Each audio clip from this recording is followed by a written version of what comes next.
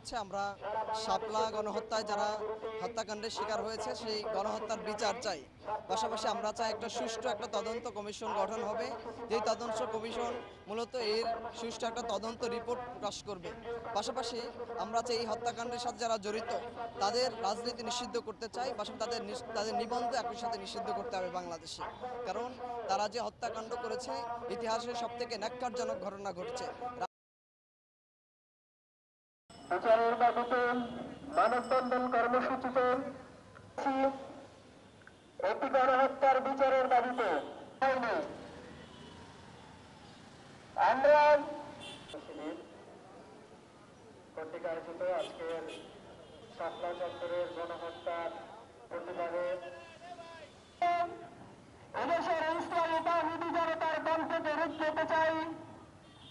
জুলাই আন্দোলনের পরে এবং আওয়ামী লীগের খবর হচ্ছে 5ই আগস্ট।